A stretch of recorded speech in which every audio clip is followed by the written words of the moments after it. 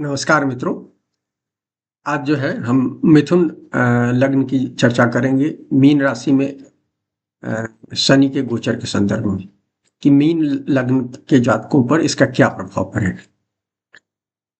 अभी तक हमने मेष और वृषभ की बात कर ली है। अब मिथुन राशि लग्न की बात करेंगे। मिथुन में 8वें और 9वें के स्वामी होते हैं शनि और 10वें भाव में आ रहे हैं। 8 और 9 ये दो कंट्राडिक्टरी भाव है और इसीलिए क्या कहलाता है, मिथुन के लिए शनि जो है डाइसी है, मतलब ड्यूअल व्यवहार करते हैं। इस बात को ध्यान रखें। 8 के स्वामी का मतलब 8वां जो भाव है हमारे आयु और मृत्यु का भाव है। इस बात को समझिए। आयुष का भाव होने के कारण मतलब हमको बहुत लॉन्ग टर्म प्लानिंग करनी होती है, जिसके लिए हमको प्रयत्न करना होता है 8वें भाव को अच्छा करने के लिए। और 8वें भाव के दुष्परिणाम नहीं हो। 8वां भाव परलोक से रिलेटेड है, माने 6, 8, 12वां जो है वो एक तरह से इस लोक में कठिनाई का भाव है। 6, 6ठा, 8वां और 12वां तीनों जो भाव हैं ये सब इस लोक में कठिनाई का काम करते हैं। क्यों कठिनाई का काम करते हैं? इसलिए कि हम दीर्घकालीन सोच से काम नहीं करते। हम शनि चक्र से काम करें। शनि चक्र जो 30 साल, 60 साल और 90 साल में हमको कुछ देने का संकल्प कर किए हुए हैं, उससे हम काम करें तो फिर क्या कहते हैं, हमारे जीवन में बहुत सारी कठिनाई होगी नहीं, हमारे जीवन में ड्रामा होगा ही नहीं। हमारे जीवन में सारे ड्रामा होते हैं। हम ट्रेजेडी किंग बनते हैं या जो भी होता है हमारे साथ, कहानियों का पात्र बनते हैं, तो इसलिए बनते हैं कि हम शनि चक्र से काम नहीं करते हैं, प्राकृतिक चक्र से काम नहीं करते हैं। तो और मिथुन के जातक तो सबसे ज्यादा, इसलिए कि काल पुरुष कुंडली के तीसरे भाव के स्वामी है, काम त्रिगुण को पहले राशि है। तो इसलिए क्या कहलाता है मिथुन के जातकों, तो इसमें इसलिए कि शनि 8वें के स्वामी है। 8वें में कहते हैं कि तुमको प्राकृतिक चक्र से चलना है, लेकिन दूसरी तरफ वो 9वें भाव के स्वामी है। 9वां भाव क्या है? पिता का भाव है। भाई आपके घर में यदि आपके पिता राजा हैं तो आप तो स्वाभाविक रूप से आप मान पिछले जन्म के कर्मों से राजा के घर में जन्म हो गया, मतलब उसमें आपकी पिछले जन्म की मेहनत है, इस जन्म की मेहनत तो है नहीं। तो आपके जीवन में बहुत सारी सुख सुविधाएं उसके कारण हो गई। और यदि आप पहले पुत्र हैं या आप वो हैं तो आपको उसका स्वाभाविक रूप से उत्तराधिकार मिल जाएगा, धन संपत्ति सारी चीजें मिल जाएंगी। लेगेसी ओवरऑल जिसमें मूल्य भी आ जाते हैं, सारी चीजें आ जाती हैं। लेकिन तो इसलिए शनि इनके लिए बड़े डाइसी है, इसीलिए कि और ये 8, 9वें के हिसाब से शनि के हिसाब से लेते हैं और 8वां शनि जब एक्टिव हो जाता है तो इनको कष्ट होता है। मिथुन के जातकों के साथ दिक्कत यही है कि ये शुभ राशि है, बुध को शुभ राशि में से मैंने प्लैनेट में गिना गया है। लेकिन शुभ कब होते हैं? जब अच्छे ग्रहों के साथ होते हैं। अशुभ हो जाते हैं जब मेलविक ग्रह के साथ होते हैं। और ये चूंकि दानव वर्ग में ही इनकी गिनती होती है तो प्रायः इनके दानवी प्रवृत्ति इन पढ़ा भी हो जाती है। तो मिथुन को इसीलिए आप देखिएगा मिथुन के जातक जो है गुरुओं की सबसे ज्यादा आलोचना करते हैं, क्योंकि बेहद शार्प होते हैं, सहज बोध इनमें बहुत अच्छा होता है। और मैं हमेशा मिथुन के जातकों को क्या कहता हूँ कि भाई आप क्या कहलाता है, बड़ों की इज्जत करें। बड़ों की इज्जत करना ये दानवी प्रवृत्ति है। ये बड़ों का आलोचना करना दानवी, ठीक है, वो गलत हो सकते हैं, हम नहीं कह रहे हैं कि बड़े हमेशा सही होंगे, लेकिन ये दानवी प्रवृत्ति है, आलोचना उनकी। भाई भगवान राम ने दशरथ की गलतियों का खामियाजा के तहत यदि कहा जाए सांसारिक रूप से, तो उनको केकई ने एक तरह से 14 साल का वनवास दिया, गद्दी से विस्थापित किया। लेकिन राम ने उसको स्वीकार किया, जैसे उनकी गलती हो। दशरथ की गलतियों को उन्होंने स्वीकार किया। वो कैंसर के वो थे ना, कर्क राशि के थे। मिथुन के होते तो नहीं स्वीकार करते, इस बात को देख लीजिए। या कुछ बहुत अच्छे उस तरह का अनुभव, तो इस बात को समझिए। तो इसलिए मिथुन के जातकों के साथ दिक्कत ये होता है। तो इनको सबसे ज्यादा शुरुआत में मैं कह रहा हूँ कि इनको ध्यान रखना चाहिए कि शनि इनके लिए डाइसी रोल करते हैं, तो डबल शॉट की तरह है। और आप यदि दो धारी तलवार की तरह हैं, आपने यदि एक ही हिस्से माना कि आपका तलवार एक ही हिस्से में तेज है, तो किसी दिन आप अपने पर ही तलवार को वार कर लेते हो, और यही इनके साथ होता है। तो इसलिए 8वें और 9वें के स्वामी 10वें भाव में जा रहे हैं। तो 10वां भाव क्या है? कर्म का है, टोटल कर्म का है। तो मैं आप लोगों को कहूंगा कि ये एक शनि, और चूंकि ये डायसी इसलिए भी स्पेशली है कि मीन राशि में जा रहे हैं। मीन 12वीं राशि है, डिजल्व करने की राशि है। शनि यहाँ आ रहे हैं तो अपने को डिजल्व करना, और मीन के जो जातक डिजल्व नहीं कर पाएंगे उनके जीवन में निश्चित रूप से कर्म क्षेत्र में ट्रांसफॉर्मेशन हुआ, मतलब अलग अलग कर्मों के कारण इनके जीवन में निश्चित रूप से बदलाव दिख रहा है। यदि प्रैक्टिकल बात करें तो सीधे कहें कि ऑफिस में इस बार या तो ट्रांसफर के माध्यम से कुछ आपको क्या कहलाता है दूसरे जगह ट्रांसफर होगा, जिसमें यदि आप उस ट्रांसफर को बर्दाश्त कर दोगे तो लॉन्ग टर्म में फायदा होगा, या क्या कहलाता है नहीं बर्दाश्त करोगे तो लॉस हो जाएगा। या यदि आप माने ट्रांसफॉर्मेशन होगा, यदि आप अपने को अपनी सोच को बदलोगे तभी जाकर शनि का ये गोचर। वैसे भी 10वें में शनि होते हैं तो थोड़ा सा प्रेशर होता है। शनि में हमेशा कहता हूँ 10वें भाव में शनि होते हैं तो वो आपको खूब मेहनत कराते हैं, परफेक्ट बनाना चाहते हैं। परफेक्ट बनिएगा तब आपको रिजल्ट देंगे। तो ट्रांसफॉर्मेशन की स्थिति दिख रही है और इसके बाद आपका अच्छा कैरियर होगा। इस बात को ध्यान, कैरियर अच्छा हो सकता है लेकिन तभी होगा जब आप ट्रांसफॉर्म होंगे। इसीलिए मैं कहूँ यदि सर्विस एटीट्यूड है आपके अंदर, आप पर शुभ ग्रहों का प्रभाव है, तो निश्चित रूप से ये 10th का ये गोचर मीन में होने के बावजूद भी आपको जल क्षेत्र में शनि जो है आपके लिए स्ट्रक्चर क्रिएट कर देंगे। जल क्षेत्र में भी स्ट्रक्चर क्रिएट किया जा सकता है, इस बात को ध्यान रखिए, लेकिन उसके लिए बड़ी लंबी सोच और दीर्घकालीन सोच होनी चाहिए। अब बुध के जातक उस दीर्घकालीन सोच से वंचित होते हैं, क्योंकि बुध जो है टीनेजर चाइल्ड कहा गया है। तो इस बात को ध्यान रखिएगा।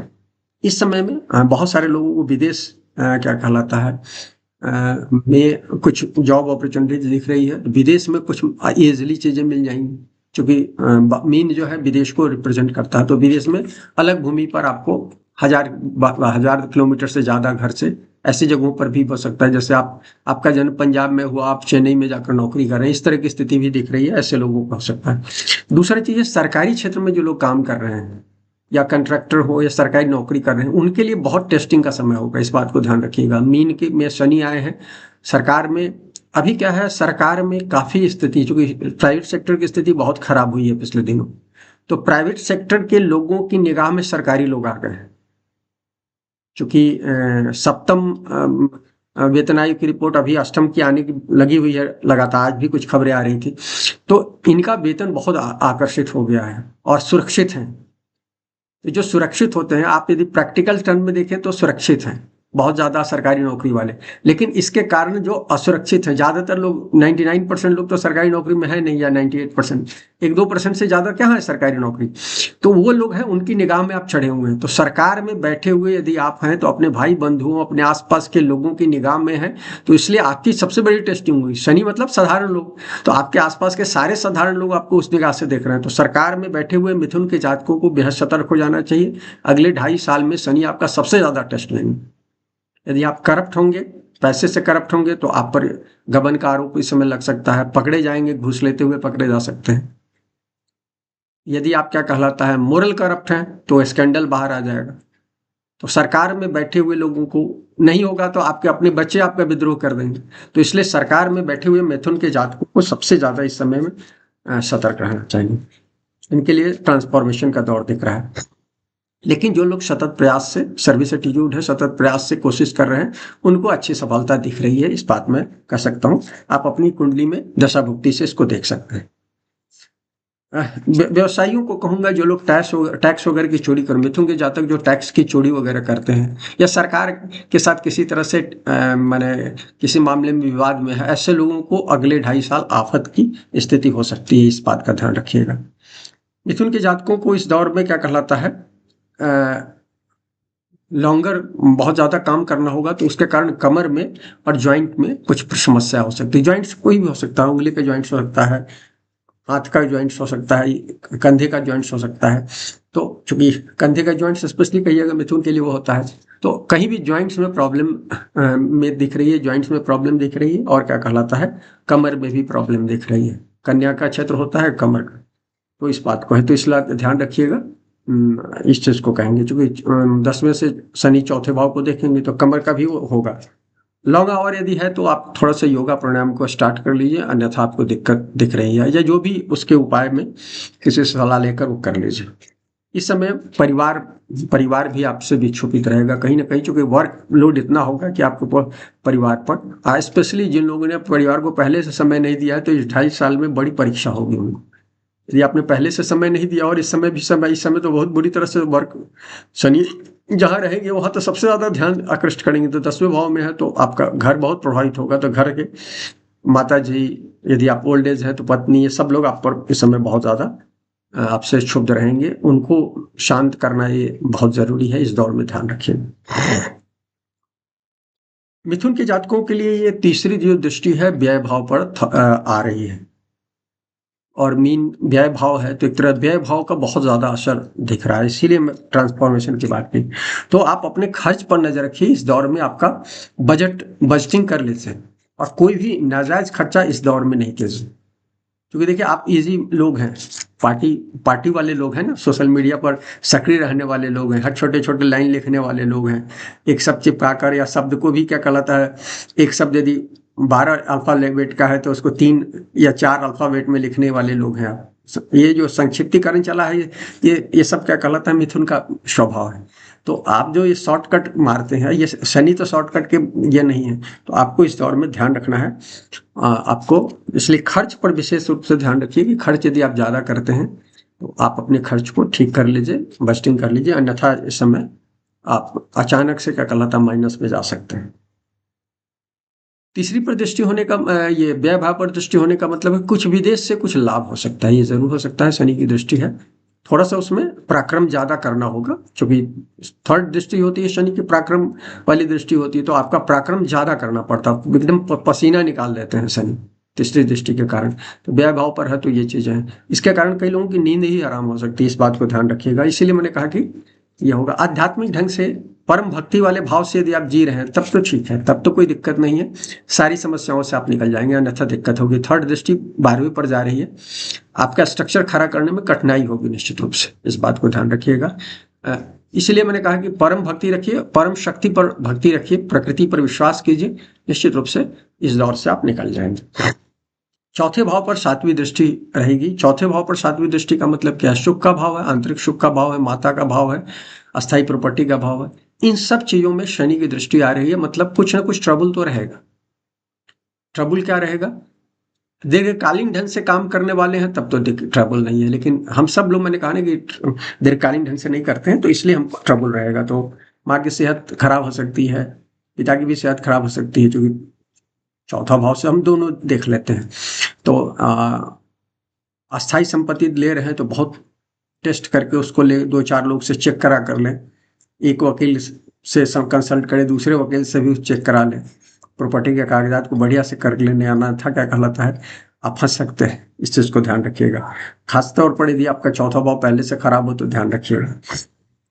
और इस दौर में क्या कहलाता है, कोई भी आप निवेश संपत्ति पर करते हैं, वही मैंने कहा कि 2-3 वकील से, 2-3 बैंक से राय, चूंकि बैंक भी अपना टेस्ट करती हैं, चेक कराती हैं, उसके बाद प्रायः बैंकें जो है, खासकर अपने भारत में जो सेंट्रलाइज बैंकें जो है, खासकर स्टेट बैंक वगैरह जो है, वो तो आपको कहना लोन देती नहीं है जब तक सिक्योरिटी ज्यादातर नहीं, इसलिए स्टेट बैंक में तुलनात्मक रूप से फर्जीगिरी कम आप देखें, होता है सब जगह होता है, हो ही रहा है, लेकिन तुलनात्मक रूप से कम देखेंगे। उसका कारण क्या है कि बहुत ज्यादा चेक एंड बैलेंस करके चलते हैं, इस चीज को ध्यान रखिए। मिथुन की जो 10वीं दृष्टि है 7वें भाव पर आ रही है। 7वां भाव 2 चीजों का है इस संसार में हमारे, एक तो हमारे दाम्पत्य का है, क्योंकि शक्ति का भाव होता है 7वां, पहला हमारा अपना भाव होता है शिव का, और 7वां शक्ति का है, तो शक्ति वह है, शनि की दृष्टि आ रही है, इसका मतलब है शक्ति कहीं ना कहीं से टेस्ट होगा, काली वाला रूप होगा कहीं ना कहीं, समझिए। तो एक तो परिवार में आपको क्या कहलाता है, ध्यान रखने की जरूरत है, दिक्कतें हो सकती है, इस चीज को ध्यान रखिएगा। लेकिन ये धनु का भाव है, तो 1 साल आपको गुरु की दृष्टि भी रहेगी, तो ऐसे ये जो लोग ऑलरेडी विवाहित हैं उनके टेस्ट होगा।